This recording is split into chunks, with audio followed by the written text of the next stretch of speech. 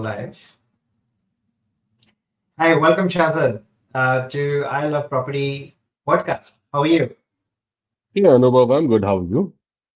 Very good, thank you. Thank you very much for joining us and actually putting your hand up that you like to, come forward and do a podcast.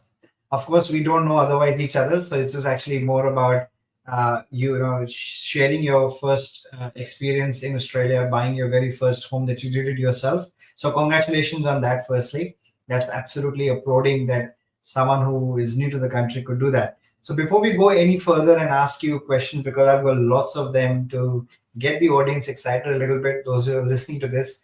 And this podcast is mainly for first home buyers who are thinking of buying their own home on their own. And what we are going to uncover on this is the journey, personal journey of Shahzad, what he's gone through, what his background has been, and also highlighting the fact that things that have gone wrong for him, things that have gone right for him buying his own home. And this will be a learning for a lot of people who are listening to this. So thank you so much for coming on board and sharing your insights, Shahzad, today. So let's start with your introduction and your background a little bit so that people get a context to it, and then we'll get into the question and answers. Yeah. Thanks, Anubhav. Thanks for having me. It's my first experience being on a podcast, so thank you for having Awesome. me. I hope you Uh, don't have any nerves kicking in. no, not really, because thankfully it's online. Maybe if it was in person, then, but online we are all used to now office meetings, so this feels more like that. So yeah, I'm fine. Uh, Awesome. yeah. Hi, my name is Shahzad, and I'm new. I wouldn't say I'm new to Melbourne now. 1.5 years here, almost 2 years. Uh, Born and brought up in Bombay. I've lived in Pune and Bangalore. I've lived in UK for 2 years. I was in Singapore for 6 years before I moved to Melbourne. I have been in corporates all my life, 18 years, project management, change management. I've been with brands like ANZ, Wipro, TechM, and now currently I'm with WorkSafe Victoria as a change manager.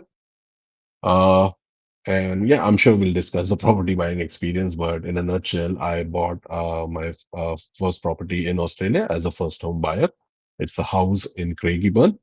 So I moved to Australia in about September 2023, and I settled on the property in November 2024. All right, so let's take a step back a little bit. Let's understand your journey a little bit more as a migrant first before we go into your Mhm. property journey as your first home buyer. So you said you have an extensive experience within the IT space, essentially. That was my world as well before I started this business 6 years ago. So I've been with 13 years with a large corporate as well. So I know how it feels like working in a corporate. So, Mhm. and you've traveled a few places, right? So, where have you been? You said you're from Bombay, of course, and you're born and brought up in Bombay. In India, that's amazing. I come from close by from Pune as well. Now, you've been to other countries as well. So, where else have you lived? So yeah, I was born and brought up in Bombay. I've lived in Pune for about 4 or 5 years, working there with Wipro and TechM. I was in Bangalore for 4 years, working with ANZ. So I joined ANZ in Bangalore and then kept going to Singapore for project-related work with ANZ. I've lived in UK for 2 years. I was doing an MBA there with Cardiff University. So lived in Cardiff for 1.5 years, 6 months in London.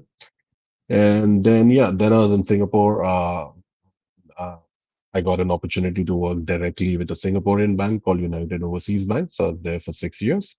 And then I moved to Melbourne because when I was with ANZ, I had applied for a PR in Australia because I thought I'm with ANZ might be an opportunity internally. But by then I had moved out of ANZ by the time I received the Australian PR. But then I continued to stay in Singapore because I was really comfortable. But then, yeah, the RRV was expiring, so I had to take a decision either way, whether I will stay in Singapore, which was only on a work visa. So yeah, I pulled the plug in September 2023, moved to Melbourne. Took me about 5 to 6 months to land the job with WorkSafe Victoria because I moved here without a job. Uh, yeah, so that's the background. So, your 6 months, I mean, you came to Australia. Obviously, you've traveled a few countries. You've been to UK. You've obviously been to Singapore. You've lived in these countries for a while. And of course, you've had massive experience in India as well through IT. Uh, like Australia was the kicker was obviously your ANZ job where you worked. But was there anything? compelling about Australia that you applied for a PR to be here, or was it just like, okay, I'm just going to go and try another country just because I like to travel around? Uh, Well, the initial trigger was definitely ANZ because I just like traveling. I've traveled to 25 plus countries. I just Really? like living in different places. So I was sure that I wanted to continue living abroad. So this was back after I moved back to India from UK, as in Bangalore with ANZ, is when I started the Australia process because I thought, okay, I'm working with ANZ. If I have a PR, it's easier to find a job internally within ANZ. So that was the trigger. That's when I started researching, and then obviously, because working with an Australian company, you get a feel about how the work culture is in Australia, etc. So that was really exciting. So that's the reason I initiated the process for the Australian PR. And I would say that so far, yeah, everything that I thought of, it's been like everything I thought of. So there's been no surprises. So yeah, so far so good. That's amazing. Like, the fact that you landed here without a job, Mhm. not that because you never came through any other company, you got your PR and you landed here 6 months waiting before you could get a job in your current employer. What was that like? I mean, you took a big step. It was absolutely risk taking for you to be able to do something like that. So, what was going on in your mind? Like, I'm going to go into a new country. I don't know anyone, and I don't even have a job. So, what was that feeling like? Uh, it was one of the scariest things I've done because, to give you some background, the current job that I have is in terms of both monetarily and in terms of the job profile, nowhere near what I was doing in Singapore. Still. So, Uh, yeah, it was very scary leaving that kind of money and profile when I decided I wanted to quit. Because the every expiration was coming up and I had to move and I wasn't and I tried remotely getting a job while sitting in Singapore applying for jobs in Australia, but that wasn't happening. So that was the scariest thing to do, to quit and then decide to move, one. And then once I moved, obviously I reached here late August, early September, I think it was, and then within a month or so, it started being winter. So obviously, coming from Singapore, I was born and brought up in Bombay, so haven't except for the 2 years in UK, haven't seen real winters, real depressing winters, which Melbourne can get sometimes. Two, I first moved here without my partner. So I moved alone to set things up because obviously both of us couldn't quit our job and sit down, right? So Of course. moving here, and then obviously you have to find the cheapest accommodation possible until you find a job, right? So uh, not great times, I would say, especially if you're used to having a certain sense of lifestyle and certain comforts in life that I was afforded in Singapore. So yeah, it was a very difficult phase. Every day with each rejection, you question yourself that am I not good enough? Am I ever going to work again? So Definitely. you go through the entire process. I think there's no escaping that. So if you do move to a new country, and be it Australia or anywhere else, right? If you do move without a job and you start from scratch, you cannot escape that process. You will have to go through that process of rejection.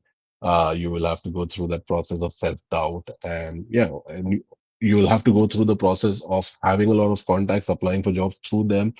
Uh, Jobs that you're perfect match for and still not getting shortlisted. And then you'll end up getting a job like I did, which was not through any contact. It was just a cold application and just got an interview. Never worked in the public sector before, and here I am with Works at Victoria. So you will go through that process. You will definitely have self-doubt, and it will be the most difficult phase of your life. But then at the end, yeah, the last 1 year has been beautiful.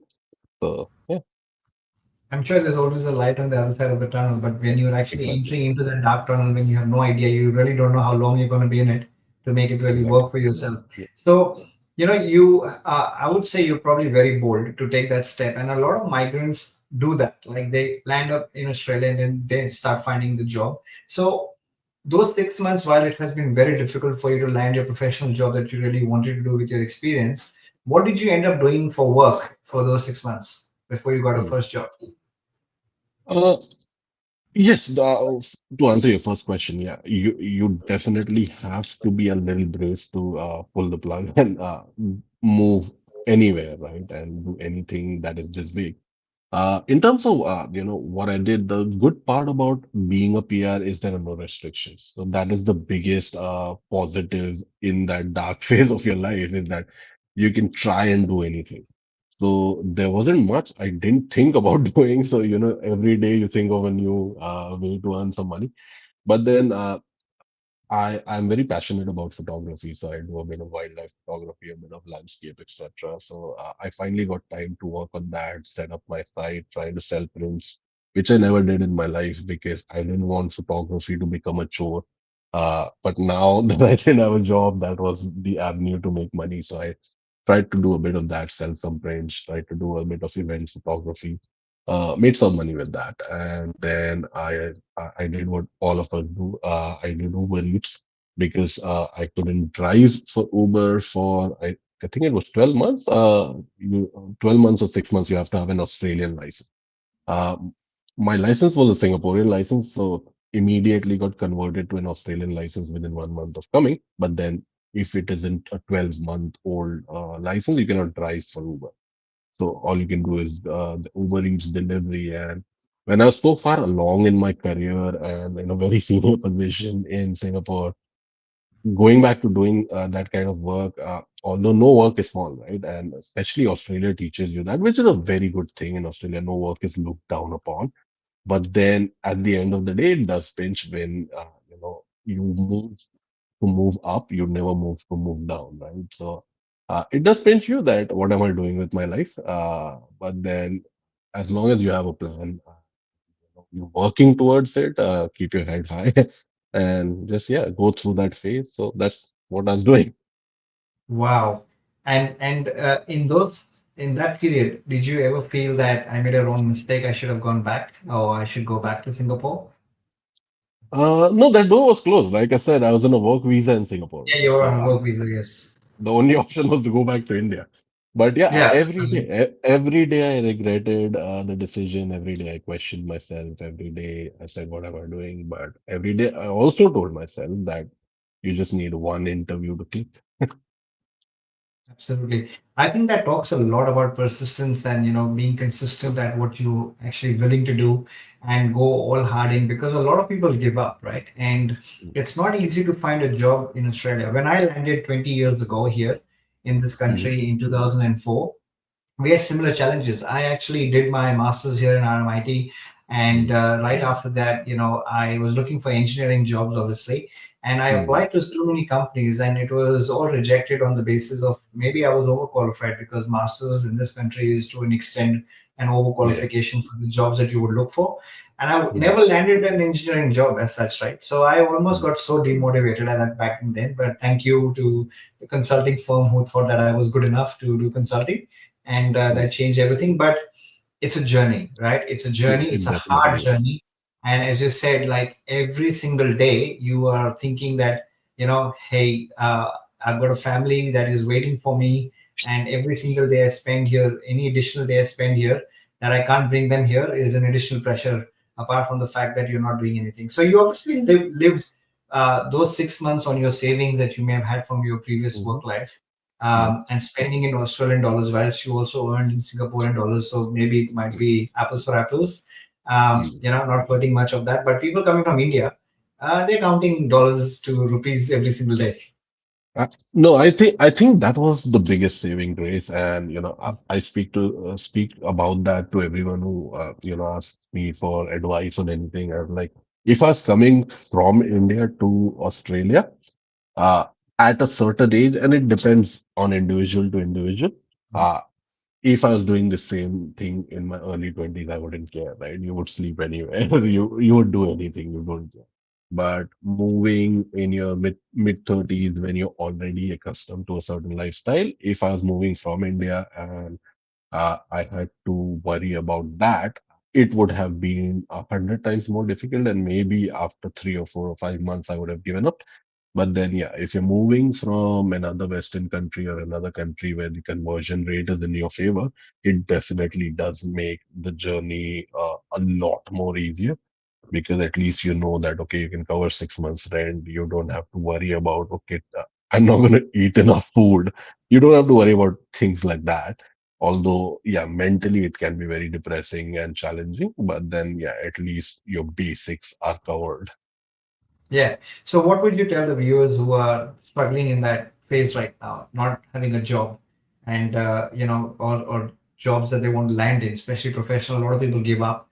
What Mhm. would be your 2 cents to them?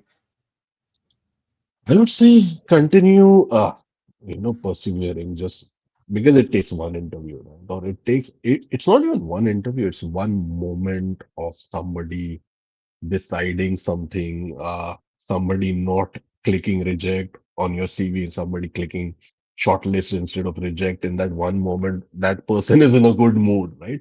So is that serendipity of one moment. So just keep at it. And in terms of survival, just do what you have to, because, and thankfully, Australia is a country where, nothing is looked down upon. So just do what you have to do to survive, keep your head high, and it's just that one moment it will happen. There are so many times, I'm sure you can relate. We've hired so many people as managers. There's this one moment. So sometimes I've hired somebody for a job who had not no experience in that particular domain, but I thought, okay, this person can do this job. And it was that one moment that I thought like that, and that person I know is still in that job, 4 levels above, and made a career out of that job. So yeah, you never know what's going to happen in life. So just keep at it. So, do you think you're going to give some shot at your photography at all to keep that going as a business or anything on the side? No, so yeah, that's a good point you made. I shut that down the first opportunity I got, because like I mentioned, I only started that because of a need, not a want. Uh yeah, photography for me has always been something I used to switch off. And if you start selling photography or treating it as work, you're not switching off then. So yeah, the first opportunity I got, I shut that down. Fair enough. Look, that's such a wonderful experience you're sharing with your journey into Australia and your first 6 months that have been quite, I would say, a nightmare for many new migrants who land here. And it's pretty similar, actually. Yeah. Some give up, others keep continuing to keep pursuing what they are. And I think it's a land of opportunities in this country. You know, you'll end up doing something as long as you're skillful, you know what you're doing, there will be an opportunity along the way. I know so many small businesses who want an extra pair of hands that you can get Mm. on with. It's just a matter of trying different things. Sometimes it's Yeah. not always getting and landing to yourself. I still, I mean, it was a dream. I'll get into an engineering job. I never got into one, so I ended up in consulting. It all probably has worked out because I thoroughly enjoyed the consulting life for 13 years, and that's what we're doing even in our current business. So it's all consulting at Yeah. the back of this us executing. So I think there is a pathway for everyone as long as you start enjoying what you do. There's a way. So coming to the main part of the topic, which is really your journey as a first home buyer. So just to sort of talk through, we've spoken quite a bit around your journey and how you landed here. But just to reiterate, you came here in August September 2023, correct? Yeah. That's right. Which is just after COVID timeframe, and of course you moved here by yourself, and your family was Hmm. still in overseas, and Hmm. 6 months took you to land into a job in your Hmm. own field in Hmm. IT, which is fantastic. So right after that, what happened? What did you go through in your mind? Like what did you do next? Uh, I started researching property, yeah, Straight like away. everyone in Straight away. Australia. Yeah, As soon as you landed on a job, you were thinking about property, was it? y- in fact, I was thinking about property even before I landed in this job. I shouldn't say that. But yeah, I think the only thing holding me back was I wouldn't really get loan unless I got a job. So I think that was the only thing holding me back. So as soon as I got a job, yeah, the first order of business was to get a foothold in the property market in Australia, because I came from Singapore, right? And it's very difficult to purchase property there, especially as a foreigner. Yeah. Overall, even if you are a local, the property rates are so high that it does not really make sense from a rental yield, etc. point of view. It's not a sensible investment, at least to me. If you're buying to live in it as a family home, that's a totally different discussion altogether.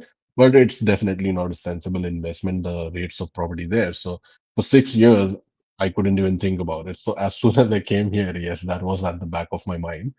Uh, so yeah, as soon as I got a job, I started researching the different options I had to myself. And yeah, I went through all the options. I went through the whole graph, right? I started with wanting to buy a home for myself. Then I was like, okay, this isn't working out. I don't, all the suburbs I like are out of my budget. So maybe rent west, buy interstate, buy an investment property in Melbourne. So I went through all the different options. But yeah, the first order of business was to start researching on how I can get a foothold in the property market. Yes, it's incredible for someone who has never been in Australia before, right? And landed the first time here, been there first 6 months, and you came to Melbourne, right? As you when you Right. landed in That's right. Melbourne, Yeah. so and you lived in Docklands, right? Yeah. When you just landed, so you loved Yeah. Docklands, I Yes. believe, coming from Yes. Bombay, right? Yes. So that's amazing. So you landed in Docklands, and then you've got this first thing of course job that you want to do, and get yourself secure a job, which you did in 6 months. And then right after that, you're thinking about reinvesting. Should I buy my home? And you're going through these options. So obviously, you're talking to yourself about all this, right? So what should Yes. I do? So how did Mhm. you decide that I should go for my first home rather than actually reinvesting? What was the thought process behind that? Uh, So the initial idea that appealed to me was rent vesting because none of the suburbs that I wanted to live in, I would be able to buy a home which would be decent enough land size, a four-bedder, etc. Right? I could maybe buy a unit, a smaller unit in maybe an inner city suburb, or I could buy a townhouse in maybe a suburb just after the inner city. But then I also wanted to buy something that would give me a return on investment later, uh, a substantial return on investment later. I did not want to buy a white elephant just because I want to buy a property. I wasn't ready to buy a house that I'm going to live in for the next 30 years of my life. So I knew that then, if that's not the case, then the purchase has to make numerical sense, monetary sense as well. So those were my criteria. So first I thought about maybe rent investing and investing interstate, but by the time I started researching that, I think Adelaide was gone, Perth was already gone, right? So they had already, I think, shot up so high that then it didn't make sense like going outside the state if the property was valued at a lower value, and then going to go up in terms of capital gains, and then you go interstate is fine. But then by the time I was researching this, I think those two states had already exploded in terms of where they were in terms of value. So then the decision came back, okay, we're going to stay in Melbourne in terms of buying. So I was like, okay, if you're buying, might as well try the suburban lifestyle for a few months. And yeah, if it does not work out, you can always move back to the city and give the place on rent, as long as my criteria were met. And my criteria was I wanted a big piece of land, which if there was enough capital gain, if there was enough, the suburb had enough boom, then in the long run it could be subdivided. So that was my primary criteria. So yeah, that's how it all happened. Awesome. So, how did you select your suburb? And that's really the question as well, like Mhm, selecting suburbs and your budget for your first home. mhm, So, how did you come up with the budget? How did you come up with that, the area that you selected to live in? Why that mhm. area, and who guided you with all that? Yeah. In terms of the budget, I would say again, I'm not a financial planner, but personally, I would say it's a very logical thing, right? I might have even $250,000 for a deposit. I might have inherited it from someone, but if I don't have a job that supports a certain amount of monthly EMI, this is the amount of a mortgage that I'm going to get. So I think that pretty much decides your budget. So what is your borrowing capacity pretty much decides your budget as far as I understand it. I may be completely wrong, but to me that was the case, right? Based Mhm. on my salary, etc. What is and big also because I had only like 3 months of salary slips, right? By the time I Okay. went for pre-approval. So yeah, what was the maximum amount I'm allowed to borrow? And from there, I decide, okay, if I have to pay 20% deposit or 5% as a first home buyer. So I think the borrowing capacity is what decides your budget, because if you're not going for the first home buyer, then borrowing capacity plus you need to have the 20%, and then about, depending on the price of the home, you need to have money for the stamp duty, which can go up to 50K if you're looking at something at 700,000, plus about 5,000 odd for other small fees, it's right. So Yeah. all of these together decides the budget too. So for me, the budget was decided that way. I didn't want to stretch my borrowing capacity, so I wanted to leave a bit of wriggle room there. So based on that, my budget was first decided. Now I had the number. Now I'm like, okay, at this number, I want a land that is 650 square meter plus. I am okay with an older house. So again, I had criteria for everything. So land, criteria done. House, was okay with an older house as long as I don't have to renovate to live in it. So it might not be great. There might be compromises you'll make. Obviously, you don't have two vanities and all of that, right? But do I need to put in 50K, 100K in renovation to live in it? No. So that was my criteria. So based on that, now you start really researching and filtering on all the available options. And that's how you figure out which suburb is going to fit into your budget. And there were then obviously based on those filters, I got a lot of suburbs. All of them, most of them were western suburbs. Then there are personal preferences. I didn't want western suburbs because I didn't want a suburb uh, with a majority of one ethnicity there, because in the future, when things grow, generally cosmopolitan areas grow fast, because obviously anybody would look at that first. So if I took out the West, where else could I go? East is out of the question.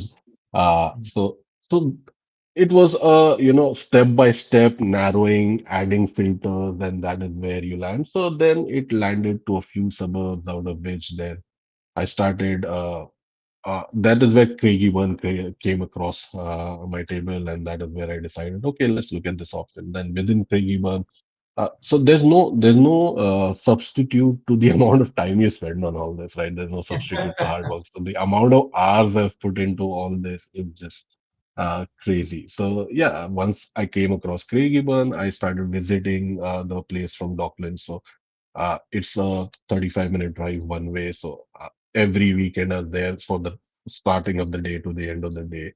Within Craigieburn, I realized it's so big that there are precincts there which are really upscale. There are precincts there which are really not upscale. There are the mid-level precincts within Craigieburn, and like you can see it. It's that stark differences within pockets of Craigieburn. So all of these things, I think, can only be understood and learned by spending time, right? Either you do it yourself, either you do it with somebody else, either you spend time or you spend money. Sure. And that journey that you talked about, selection of suburbs and the way you went about it. Of course, budget will dictate a lot of things, what you can buy, what comes within your budget, whether it's the type of the house or it is the condition of the property or it is the size of the land or it is just a location that you want, the vicinity of location. And every home buyer has certain criterias around these factors. But I think the journey to selection can be extremely difficult aspect because knowing demographics of every suburb is extremely difficult to do that in short period of time, right? Like you said, you wanted something cosmopolitan, right? So and you didn't wanted one type of demographics there. So it's hard. I'm sure you have if you had shortlisted 10 suburbs maybe, right, or 15 suburbs. Actually, how many did you shortlist? I think it was so once I took out West out of the equation, it was only about 3 or 4. Yeah, so Fair it enough. was about 3 or 4 suburbs. But then what you mentioned is very correct as well, because within Craigieburn, like I said, there are precincts which are dominated by one ethnicity or the other. So again, that also only comes with legwork, uh, visiting inspections every day and understanding. And every time you go to the inspection, you just don't go to the house and come back. You need to drive around, see a lot of different things to understand what that neighborhood is about, especially if it's a big suburb. Some small suburbs that are just developing just have two or three estates, then it's fine, right? But then a suburb as big as Craigieburn, each enclave is different. So you've been to before buying in Craigieburn, you went to Craigieburn a lot of times to just to get the right feel. So did you visit at different times as well of the day Yes, most or, most or the definitely. week? Most Yeah. definitely visited during weekdays, visited during the day, visited during night. Traveled the Hume Highway during peak hours and off-peak hours to see what the challenges are. Yeah. Because people forget that those are the big challenges. Like you living in Point Cook would understand, only you would understand the pain of Point Cook Road, right? Well, Like if somebody who doesn't fair live enough. in that area would never understand that unless Yes, they figure out a way to experience that. So yeah, of course. Yes, no, you're right. So I guess a lot of, and I can feel that you have done a lot of due diligence around what you've done. So did this due diligence activity also happened whilst you were out of or looking for your first job, looking at suburbs, or was only started after you landed the job? no, it was mostly only after I landed the job Okay, because yeah, so before just to that it was quantify, all about survival. fair enough. So just to quantify this time to really lock down into a suburb, you said you did a lot of hours. Just to give me an idea, how many days or weeks or months you spent doing that? So let's Just to narrow suppose that down to a suburb. about 2 to 3 months. So I narrowed down on Roxburgh, Craigieburn, and a couple of other suburbs offline, right? Not going there. I narrowed down based on research. And Okay. then traveling to these suburbs, I would say for 3 months, I would travel to these suburbs once every week and twice on weekends, so Saturday and Sunday. Saturday and Sunday, from morning to evening, I was there at either inspection or driving around, seeing different things, noting different times, etc. And once every weekday from about 4 p.m. to late. Once every weekday. Wow. So that's No, been a lot of. once a week, sorry, not Oh, once once a every week, you week. mean? Okay. Once a Yeah. Okay. week, once a week, weekday, and then 2 days, Saturday and Sunday. Yeah, yeah. So maybe 3 days in a week, essentially.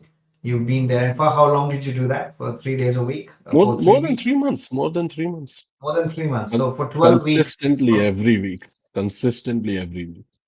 every week. Wow. So that's a lot of time spent on the road, actually going and getting the vibe of the area and actually feeling that same area multiple times before you actually made a decision to buy something there.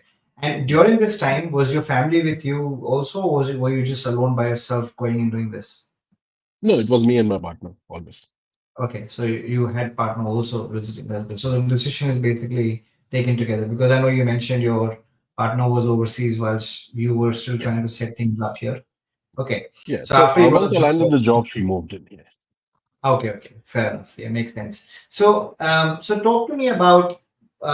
Have you heard about buyer's agents then? Like who could have helped you maybe do things faster and quicker. Um, Yes. eh, okay. So, did you not think of using the professional services at all? Yes, so I have heard of buyer's agent, and in fact, I spoke to a few of them.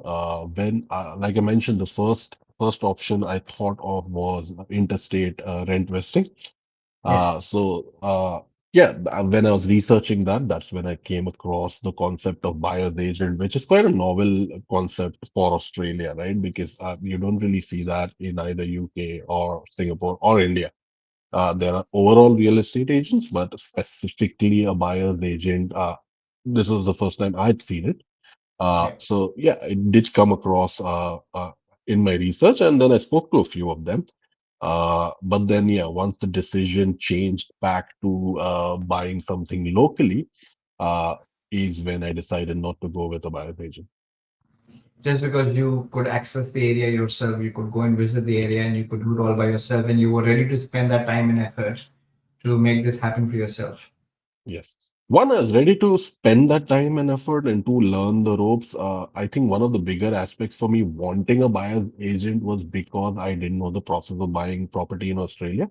That was Yeah. the biggest mental hurdle I had, which I thought a buyer's agent would really help with. But again, yeah, that comes at a cost. So you need to decide, how much, time and effort and learning, and some people have the aptitude for it, some don't. So I have the aptitude for certain aspects of this, and I don't have the aptitude for certain aspects of this, which you need to know yourself very well. So yeah, I would definitely, if given the option of, like like I was saying to somebody, if I want to build a property portfolio, there is, I think, no question that the partnership with a buyer's agent is the way to go, especially if you're looking to build a property portfolio with different regions. Yeah, but then as a first-time home buyer, I think trying to save money, doing it on a budget was also important. So yeah, I think those were the factors of whether I wanted to go with one or without one. Yeah, but in your case, I mean, to be honest, you had the cash if you really wanted to. Money was not the issue for hiring a service like that. It was more about a personal choice. Is that right? Not really. It does play a part. So it's not that it was absolutely a hard stop because of the money. Obviously, it plays a part because it is a sizable amount of money that can be utilized for other things that I had going on. Okay. So definitely that is a factor because it's not a small percentage of the entire amount that you're going to spend. Yeah. Although if you look at it purely as a percentage, it is small, but then it is a sizable chunk of money. So that definitely will be a criteria, but then that should not be the only criteria, is what I would say to anybody. It also Yeah. depends a lot on all the other factors that we've talked about. Yeah. I guess the fact that even if you hired a buyer's agent, then if just for the fact that you want to save time and money, what could have happened at its best is to fast track the process of narrowing your suburbs down and going through that process. But the feeling of a suburb, especially for you to live in, can only happen by you doing and visiting what you did, right? Of course, you may not have required maybe 12 weeks to do that if you had someone with Mm, you, but right. no one can replace that, self visit anyway.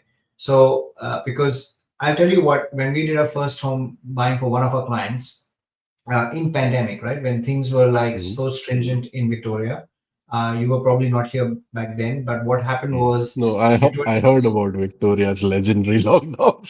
That's right. So I think in the world it's gone through its share, the highest share possible to stay in lockdowns.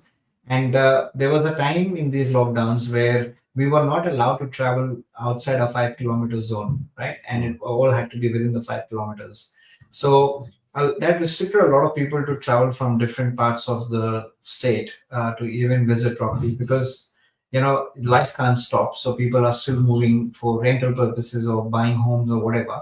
So we had someone who engaged us from southeast at that point in time of Melbourne, and I lived obviously in the west, so in Point Cook. So they simply just wanted to use the services that we could obviously do things for them mm, without them having to go anywhere, and that was their first home that they wanted to buy. mm.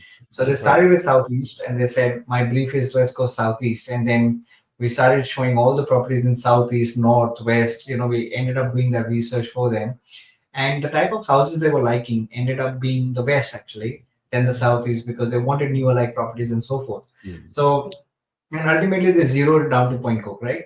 With the right. help that we had. Now they first home buyers who could not move out of the 5 kilometer zone, we ended up buying something in Point Cook for the first home buyers, and they have bought a property without ever seeing a property, Mm, right? Their first home. They just built so much trust in us, and mm, I was just really zapped that how could they even do it? And there was time even within this lockdowns that even real estate was shut down. You couldn't do right. transactions at all, Right. right? So the way it was shown to that client that what you're buying is me visiting the property and actually literally taking my phone around and showing the whole property to the point of actually zooming it on the carpet and showing them that how clean the carpet is. And this Yeah. property was built for almost over 15 years, but they really maintained the property so well. And forget them. I was getting nervous that they're going to make a decision based on what I'm telling them, right? Rather Right. than them seeing the property. I can I imagine. can Yeah. tell you. you can't replace that feeling, right? mm, You cannot, no buyer agent can do that, right? That how this property, to me, it may look amazing, to you, it might look really crap, right? No, this is mm. not what I want. And Yeah. someone taking a decision out of no choice was a big decision. I can at least tell you that they are super happy right now where they live, but it was definitely one of the nerve wracking for us as well, because you're spending so much money, and what if you got it wrong, right? So in your case, of course, you had the chance of visiting, you did everything, you did on your own. That builds a lot of confidence for first home buyer, that maybe you have done few things not the right way. Maybe Mm. you may want to change something, you had some lessons out of it. But that journey that you went through for those 3 months, 4 months, 5 months of buying something before you secure something, how do you feel now about it? Like, what could have been done differently? What are the lessons learned from that? Oh, so many. So many lessons learned, and some of them would cost you money. Uh, you know, yeah. So let me give you a couple of stories, right? The biggest lesson learned was the fact that when suburbs are hot in Australia, they go for auctions versus when they're not, it's mostly private sales. And when suburbs are hot, the range that is shown that the house will sell for at auction generally ends up selling for more than for 150,000 more than what they projected in the range. I didn't know this. I visited a property which I really liked. And this was a great property. I'll tell you, Anubhav. You will say that this was a great property. Why didn't you buy it? Roxburgh Central, cross the road. It's right there. Corner block. Although not so big, less than 600, about 580, 590, but big enough, right? Corner block. The house built on it was small. Uh, it was a three-bedder, but quite small, which I don't know why they built it so small. Yeah, so because of that, I think they had given the range as about 450 to 500 or something like that. They'd given the range, and I was all pumped to go and bid for this. And this was going to be my first bid. I had been to some auctions before this just to learn and not bid, and this was going to be my first bid. So I went to the auction, and that property sold for 620. And I went to the auction thinking that, okay, this is going to be a steal. I'm going to buy it at 520. And I really thought I was very smart. But yeah, I didn't know this is how it works. And obviously, these are the experiences you get when you're actually doing the things. So yeah, it sold for 620. That now, in hindsight, I think that even that was a good deal. Okay. I would have considered for that particular property just because of the location. It was like you cross the road and it's Roxburgh Central and Yeah. it's a corner plot, and what else do you want, right? And it was a decent, the house was decent, like you had to not spend a single dollar to live in it. So yeah, it was great. Anyway, so that was a lesson. Then there are many lessons as well, right? Like the questions you need to ask when you're looking at a property. Was the house built on a slab, or was it on stumps? How old is it, right? Uh, then looking at the section 32, what are the things to look inside? What's the kind of easements? Yeah. Those kind of things that you didn't even think about that could exist. So those are the lessons that I learned. Also, a few of them were about the negotiations themselves. The fact that you can get you have a 3-day cooling period after making the offer. After the offer is accepted, you can get your build-in test done in that 3-day cooling period, because another thing is, everyone thinks that, okay, you do the build and test, anything comes up in the build and test, you can back out. No, you can only back out if there is major structural damage. Right? But if you do it Right. within those 3-day cooling period, you can back out either way. So those are the lessons learned that I didn't know. I only came to know while doing this process. And those are the big things. The smaller things you find out about, when you have to do that identity paperwork at the post office to register your identity that you are going to be the new owner of this particular plot of land. I kept trying to find an appointment because that's what it said on the OzPost website.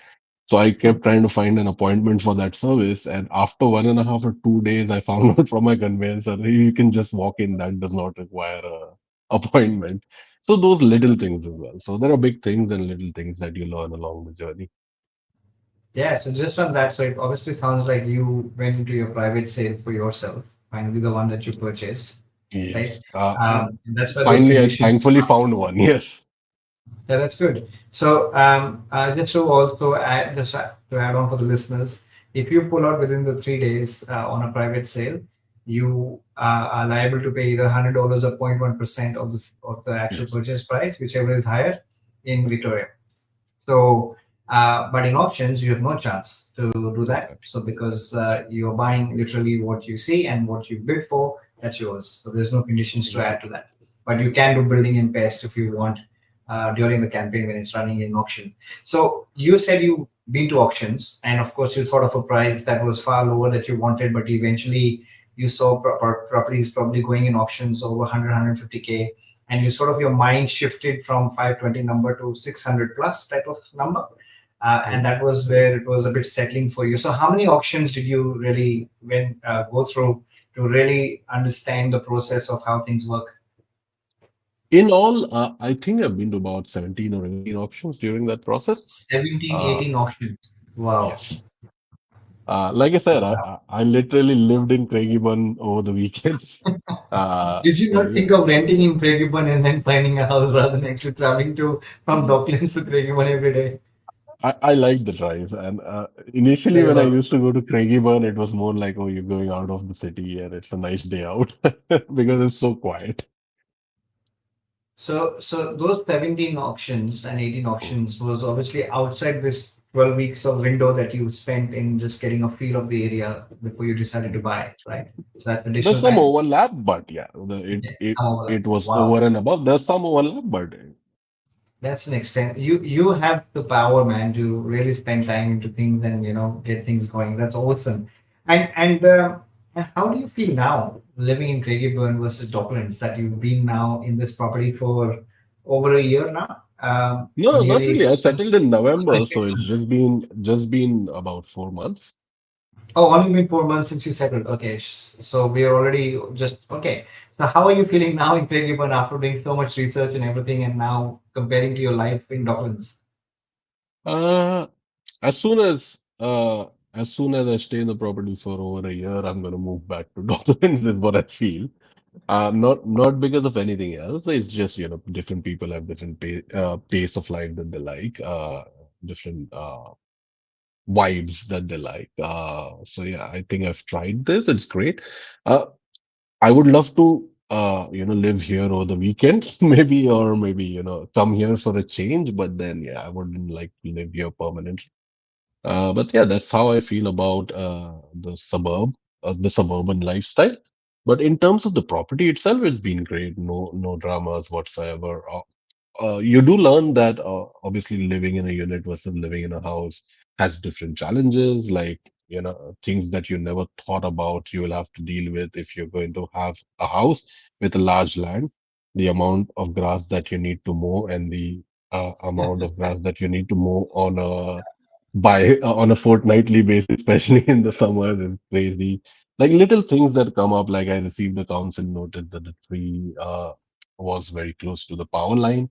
And just because of like 1 meter, that tree was my responsibility. If it was the tree was 1 meter on the other side, it would have been council's responsibility. So little things like that, they're not a deal breaker whatsoever. But things. If you have a large house with a large land, be prepared to be a landowner. Yeah, absolutely. I mean, it's great to have a big house, but the maintenance factor of it is normally usually forgotten, and usually the men who cops it at the end.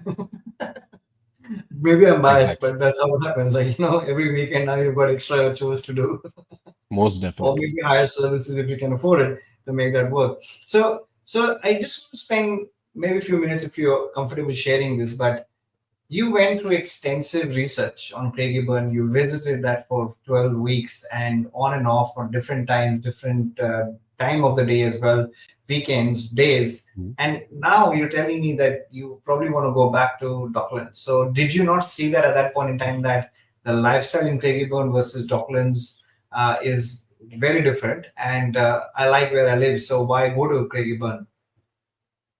One, I wanted to try it out. Two, that is that is what was like I said, when we narrowed down the suburbs based on criteria and budget, etc. That is out of all the options, that was the most appealing. And I definitely wanted to try it out. But like I said, also the fact that I was very clear about the fact that even if I do this, I might eventually come back to Docklands. So I definitely wanted to take advantage of the first home buyer benefits that are available. But then I also knew that I need to be flexible enough to know that I'll have to move a couple of times, and I've always done that. And yeah, I like change. So yeah, Right. I was very clear about the fact that I will eventually move back. So that was part of the deal. So it Yeah. wasn't like, oh, this is a surprise. Well, I guess in your nature of how you live around, you've been traveling around the world, and Mhm. this is just about suburbs going and coming back, so it's not a big deal, I would No, say. not a big deal at all. Awesome. So you also mentioned just now about first home buyer benefits. Mhm. So what Mhm. benefits did you receive? So the only one I received was I didn't take advantage of the first homeowner guarantee, which is the $10,000 for a new dwelling or a construction of a new dwelling. No, that's the first homeowner something. But yeah, Yeah, the that's one that first I took homeowner. advantage of, sorry, the one Yeah. that I took advantage of was the first homeowner guarantee, wherein you pay 5% deposit instead of 20% and still don't have to pay the LMI. And the second one was there's no stamp duty up to $600,000, but Mhm. that's available for any first home buyer, irrespective of anything else. So Right. up to $600,000, there's no stamp duty. So these are the two things that I took advantage of. Right. And how did you know about these grants? Like, did you consult with someone, or were you researched this yourself as well? I just researched it, just came up in my research, and there are federal benefits or national benefits, and then there are state wise benefits. So Yeah. Victoria offers a couple of these benefits. So this is what I came across during the research. I also looked at utilizing the $10,000 new home benefit as well, but that's only available if either it's in construction or if it's a new dwelling that has not been used as a home before. And So yeah. and why didn't you go with that as an option? Why established? Why not brand new? Because like I mentioned, the other criteria I had was land. So a brand new house on a 650 land is out of the budget. Fair enough. Okay, that made sense. So you basically said established was the right thing to do. And of course, it's also time consuming to build, which could have been another factor. Uh, And in the so current market scenario, I wouldn't build either. fair enough. So it's really amazing to see how someone, you've just landed, your sense of new country and really trying to get grasp that very fast what's happening in the real estate market, what's going on, what grants are available, like where is the pain point for real estate right now. Like I said, you wouldn't do this brand new thing because the pain that the real estate is going through, it's not easy for someone to navigate all of that by themselves. So I'm sure you would have had some experience in real estate before. You've got investments before this at all, or have you had any Yeah. houses anywhere outside Australia? Yeah, so I've got a couple of flats or units in India and some land Okay, as well. So definitely some investments in India. And yeah, yeah, like you mentioned, it's all about either you do the research, spend the time yourself, is something that you have the aptitude for and like doing, or yeah, either you buy it or do it yourself, right? So. that's right. So if you look at the steps, basically, just to summarize, basically, so first is you understand your borrowing capacity, know how much cash you have in hand, so you really understand that what's your maximum purchase price, right? And did you go through a broker or banker in your case? But that was an interesting choice as well. I went with a mortgage broker. I first thought, okay, let's just go to the bank, and then I tried that. The account that I had with was with Combank, right? So I just went to that. I had a call with them. They sent me a list of documents, which was like taller than me. So somebody suggested a mortgage broker, which is again something that I haven't come across in the other countries I've lived in. So I'm like, okay, Yeah. that's a great service. Let me have a look at that. And that is something I can't recommend enough because one, it's free to you, uh, Yeah. and two, takes out a lot of, reduces a lot of the paperwork Yeah. down to exactly just what's needed. So Yeah. yeah, I definitely went with a mortgage broker to get the pre-approval. And the reason I went with the guys I went with is when, like I told you, as soon as I got a job, I started looking for houses and then got in touch with this mortgage broker through a friend. And he told Yeah. me that there's nothing doing right now. Call me after 3 months. I wouldn't even apply because I don't want a rejection on your file. Mm. So Yeah. seemed really genuine that he Yeah. wanted me to wait. So yeah, I went with the mortgage broker. That's amazing. So, the consultants can really help out with the right thing, and especially if you go with a specialist within that space, because there are so many mortgage brokers. A lot of them specialize in certain type of aspects, and they also hold a lot of the information with grants that are available in the local state. So, if you're in New South Wales, probably try use a broker there, or maybe go up to the state revenue office to really understand what grants are available to you, or maybe then utilize the buyer's agent services that they can also help you to understand things better, those who specialize in that space. But navigating this path from finance to actually then blocking your budget to then sourcing the right type of areas and suburbs with your criterias, did you have trouble in actually listing down your criterias? Did you change your criterias at all? Or like, obviously you can't buy a White House with a $650,000, budget. So was there a lot of that, you know, maybe rehashing your priorities on your brief as well? Not Or really. were In you? fact, sorry. Yeah, not really. In fact, the mortgage broker was really helpful in a couple of other things for me, which have led me to buy the home so fast. Otherwise, it would not have been possible because taking advantage of the first homeowner guarantee has a cap of your annual salary. If it is Mhm. over a specific amount, the benefit is not available to you. Yeah. So I fit into that criteria only because I worked for only about 5 or 6 months last financial year Mhm. because I got the job in about January or Feb. I got the job, and June is when the financial year ends, and that benefit is given to you based on your last income tax return, last 8-year return, not anything else. So if I would have waited for next financial year, I would have crossed that threshold of annual income and not had that benefit. So these are the things that the mortgage broker educated me on. So yeah, That's that amazing. was pretty good. Yeah, Yeah, I'm sure, because I mean, otherwise you would normally think, okay, I wouldn't even need this test because my salary, gross salary is XYZ, and I will fail the income test, so you can't really get a exactly, grant if you're thinking on your own.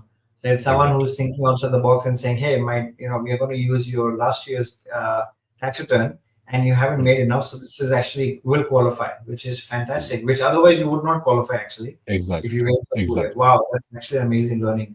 So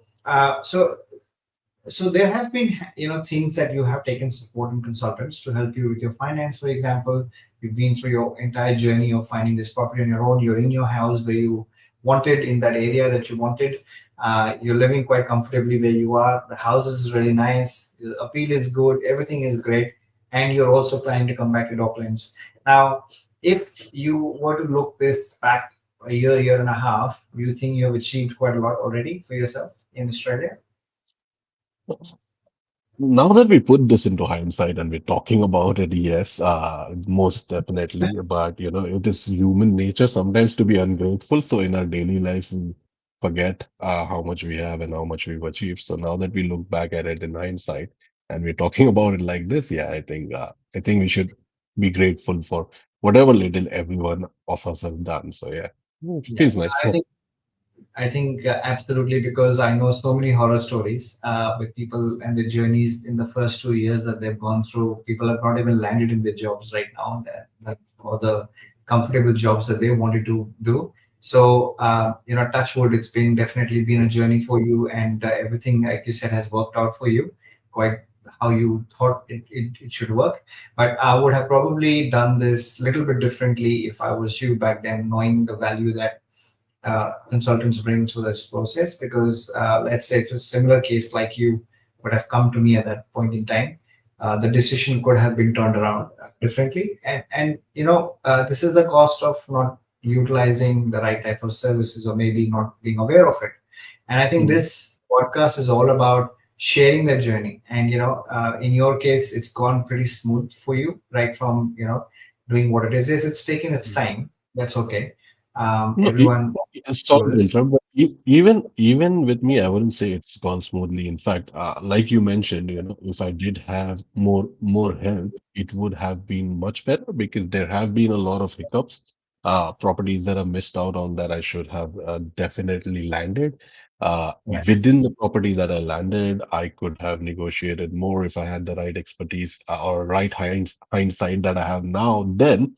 So no, what you're saying is definitely true that it definitely would have been more helpful having more help. yeah, absolutely. And it's really awesome to just listen to you. It's such a been a pleasant way to talk to it. We've already been an hour through this, and I feel Oh like yeah. I can spend an hour with you. But you are such a pleasing personality to talk to, and I really want to absolutely thank you for putting your hand up to come to this show and have a chat around your journey. And I encourage a lot of people who are listening to this that if you really want to come to the podcast, doesn't matter if you haven't done that before. Shahzad has already not done this before. It's his first time, but doesn't look like this is your first time, Shahzad, by the way. You've been awesome, smiling away, and it's been so insightful to really know. And you've not kept anything behind. You've answered all the questions openly. Just one last thing before we go. I just Mhm. like to know what would be that one tip that you would give to a first home buyer. Do it. I think is the Just, biggest one. Yeah, just pull the just do it. plug. Because you'll never have the perfect storm. You'll never have the perfect Yeah. time. You cannot time the market. You Yes. cannot check all the boxes. No, there will always be something missed out. There will always be somebody telling you that you could have done better or they could have done better for you. Or yeah, there will always be something that will not be right. But yeah, if we keep thinking like that, we can't even cross the road, right? So just do it. Yes, action speaks volumes, and you've done it when interest rates have been so high in this market. You've still gone ahead and done it. So don't Mm. hold back. Don't sit on the fence. Markets are going to be screaming right now. We are talking about interest rates coming down. Mainstreams are talking about it. Banks are talking about it. In fact, it might happen in this month of February itself. And Yep. we also predicting, FMR is also predicting that would happen. So if not this month, the next 2 or 3 months, that's happening soon. So when that happens, you've already experienced with auction what's happened with 150,000 dollars more. You're only going to end up paying more for properties like that when FOMO begins, which is fear of missing out. So those who are sitting on the fence, I would say, whether it's investments or even first home or your second home, take action, because action speaks volumes, and only that's going to change your fate. He would not have seen this journey unless he took action. So Shaza, thank you so much for coming on board. Love to catch up with you, maybe in person sometime as well. And it has just been wonderful. So thank you so much for coming today. My pleasure. Thank you so much for having me, Anubhav. No worries. Thank you so much. Thank you. Bye bye.